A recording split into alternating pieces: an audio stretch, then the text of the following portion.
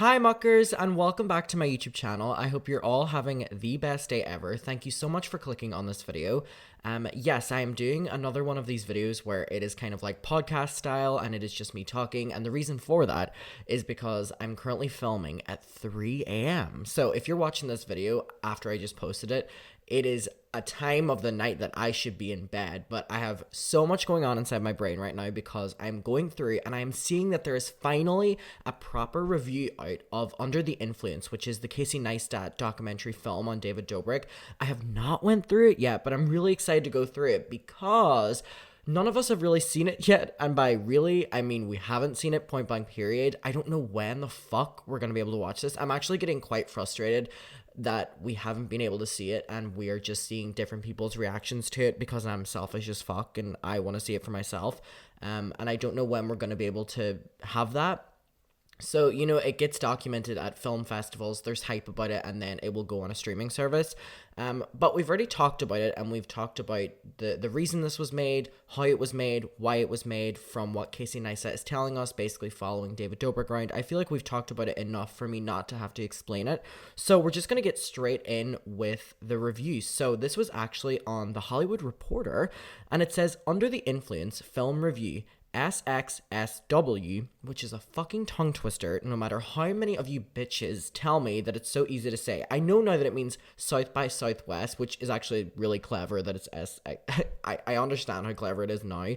I didn't see that in the moment, and I was struggling to say what the fuck this film festival was called, but now I know. So South by Southwest Film Festival 2022, and it basically says, one YouTuber profiles another in Casey Neistat's documentary on David Dobrik. So we're just going to go through this. We're going to talk about it. This is probably going to be the most in-depth we are going to hear about this documentary or film in quite some time. So I'm going to bask in this knowledge that we are about to be told, and I'm very excited because I want to see this so bad. So it says, a film about a scandal-tainted celebrity that refuses to lose its obvious affection for that subject, Casey Neistat's Under the Influence tries to maintain a documentary-like objectivity about YouTube phenomenon David Dobrik. Viewers who've never seen a Dobrik video and have only seen him of any knowledge of allegations that briefly interrupted his career will come away feeling that they understand the buoyant, boyish 25-year-old's appeal. But they may be frustrated by the film's less than probing look at behavior that should have caused him to have been in more trouble than what he endured. Along the way, the documentary offers scrapes of insight into how a social media career differs from traditional pop culture stardom. But that only scrapes it, and largely only acceptable to this frustrating case. Alright, so The Hollywood Reporter are going down the route of this that we've seen quite a lot of people who have seen the documentary raise. Like, they've raised this issue that it almost feels like it's excusing David Dobrik's behavior, and it almost feels like it's making like a way out for him. And I think the reason for that was because the documentary talks about certain things that David's done, that he's been a part of, that he's enabled, and then at the end of the documentary, apparently there's like clown music or something like that that plays while David Dobrik is back to doing his vlogs and doing his filming, and it basically does that David came out of all of this unscathed. And my take on that, and I still stand by it, I really want to know what your opinion is. I stand by that. I don't think that Casey Neistat, and again, I am not affiliated by Casey Neistat. He's not paying me. He's not anything. I have not even seen this documentary, so this is literally just going on like my opinion based on it loosely.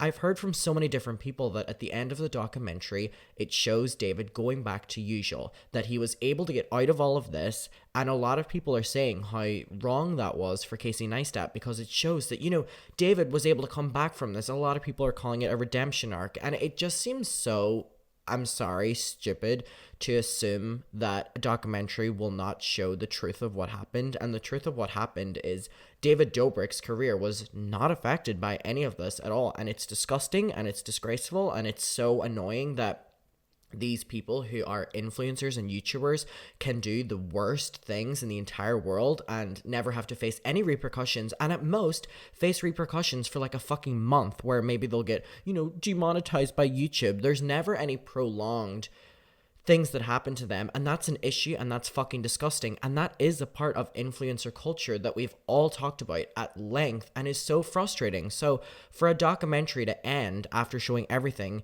that David Dobrik is, how he was years ago, almost before these controversies started, and his career really hasn't been that affected, I look at that personally from a documentary style making wise as, oh, it shows the truth of what happened. Because let's be honest, David Dobrik did go back to business as usual, and he ignored a lot of criticism, and he ignored it so much that people then started forgetting about it or got bored talking about it, which is so fucking frustrating and so annoying. But I don't think it's a redemption arc if it basically shows the truth of what happened in that. It's like, take up the issue with the fact that the general public never hold people like David Dobrik accountable, rather than Casey Neistat showing it and then saying that Casey's giving him a redemption arc, because he's not. The public did, because the public don't care about giving anyone who is an influencer or YouTuber any repercussions, and it's so fucking annoying, it's ridiculous, and it's so draining whenever you talk about this kind of stuff. So that's my take on that. However, the reason I was going on that little rant is it seems that the Hollywood Reporter are also going down the route of Casey Neistat's film is very frustrating to watch, from what I'm taking from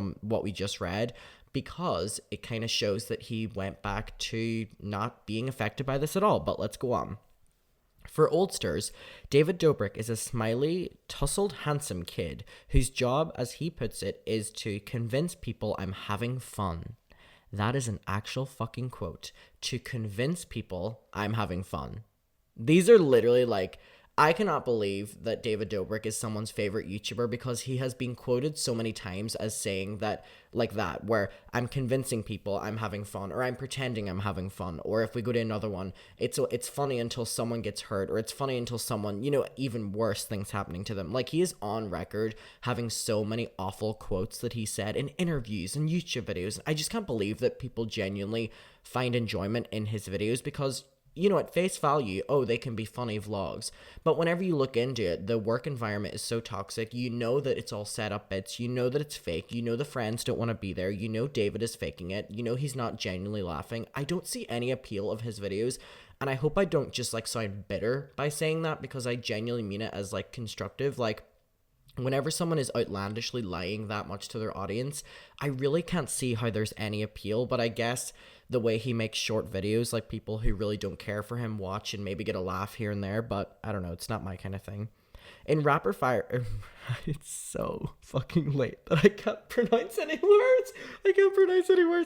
In rapid fire videos, first on Vine, then YouTube, he and his buddies, dubbed the Vlog Squad, pulled jackass-like stunts, acting like frat boys and frat boy-enabling girls, and enjoy the perks of tremendous internet fame. Social media may pretend to be grassroots and equal opportunity, but a channel like David Dobrik's is a heavily corporate affair where sports cars, elaborate gags, and giveaways are funded by the consumer's brands, who then, want a share of the YouTuber's audience. So it's basically talking about the fact that David is not just a boy with a camera, which a lot of people are saying that he is. David is so calculated, and it has an entire team behind him, which is, all YouTubers do. So I'm not saying that as an issue, but for people to literally have these articles specifically about this movie, and it's the boy with the camera gets called out. No, this is an entire production. He makes millions of dollars. He makes millions of dollars for other people. So the fact that people keep trying to diminish the things he's done because they're he's just a little boy with a camera is so fucking annoying. First of all, he's a grown man, but besides the point. All right, and then it goes on. It is 1 hour and 43 minutes long. And now again, I feel if we wanted to properly dive into David Dobrik and all the things he did, this would need to be a couple episodes long rather than just an hour 40 minutes. And that really is kind of, I don't know. I don't think you can show or really get into anything within that amount of time, especially now that we have movies that are 3 hours long. I don't know. I understand that probably Casey made this to be shorter for digestible content, but I am kind of pissed off that this isn't longer, because I would so love more to be deep dived into about David. And I'm aware, and I haven't even seen it, that so many things were probably left out, because you literally cannot get into what David has done, what he's being accused of. under less than 2 hours. Like, if you were to compile all of David's YouTube videos, it would go on for hours and hours, even though he has like 5-minute videos. I just don't think it's enough time. And I think my main criticism is that I wish it was like a couple different parts at least, make it a little like series or something and properly dive into this, because there's a lot of information that's going to be left out that is then going to hinder people's opinions on David, because they could have been told the shady things that he did that aren't included in the story, because you really can't within an hour 43 minutes. So that's where I'm at with it. So Casey offers occasional title cards referencing chronologically back and forth editing, and it makes it hard to keep track of where the interviews fit in a rapidly evolving career and in relation to revelations, that's the one, of buried secrets. So yeah, this one is obviously quite a harsh review, and it is saying that they can't keep track of it. And I know that Casey said that he did like multiple different interviews with David before and after certain scandals happened, and is cutting between both of them. I would be really interested to see how that plays out in the actual documentary, because we have, a reporter here saying that it's very confusing and you don't know where it is, like, and where the story is in that particular moment. It would be a trivial effort to add datelines to the screen where appropriate. Casey Neistat, who himself made his name with an avalanche of YouTube content, unwittingly shot the first interview for this project weeks after what would later emerge as the documentary's central drama. I hate that they're calling this drama. I really, really, really shame on The Hollywood Reporter for calling an essay drama, first and foremost. Oh my god, I can't believe that they called it drama. A filmed party in which a then Vlog Squad member, Dom, allegedly got an underage woman blackout drunk and that with her in David Dobrik's apartment, all while David Dobrik and others celebrated in the other room. Casey Neistat conducted many of his interviews before he learned all of this, but he witnessed firsthand plenty of behavior that demonstrated that David Dobrik's sometimes tasteless, frequently dishonest, perhaps criminally negligent shtick. In search of outrageous moments to entertain his audience, he stages moments he'll pretend are spontaneous, and it'll be women stripping and men humiliating themselves, and he pushes his friends into stunts that they are clear, invitations of an injury to happen. At some point, an interviewee points out the obvious. As lame as a TV network's standards and practices departments may be, layers of naysayers can keep people from getting KILLED'd while trying to amaze the friend who pays their rent, i.e. David. So there is safety protocols. David is not a professional, and he is doing way bigger stunts than what are done on TV shows, and that's not a compliment. That's not a compliment, because he's not being, what is the word I'm looking for? He's not being not only safe with it, but he's being irresponsible, and it is dangerous, and we saw this play out with Jeff.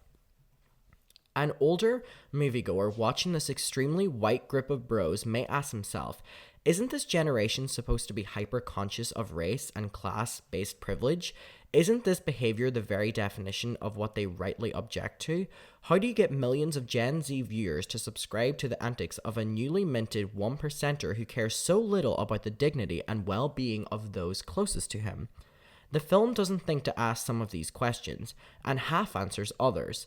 David Dobrik's looks and his friendly enthusiasm. Oh my god, I hate whenever they pass off like everything getting away with David. Is we read one the last day and it was like his puppy demeanor. This is a grown man. Like, can we stop babying adults? It is so creepy, and it gets them away with so much, and people really don't like to admit that. But whenever you're saying that David Dobrik's like a little puppy or your best friend, that is a clear way of excusing so much of his behavior, because you're babying him.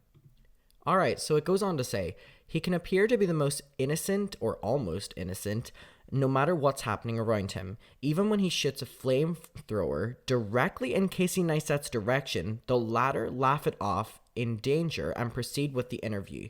Casey Neistat proves not quite competent as a journalist when discussing another David Dobrik scandal from what's in the film. You wouldn't know for sure that David Dobrik not only plotted the construction equipment stunt that nearly KILLED'd his best friend, but was actually the one that controlled it. So again, this review is really calling Casey out.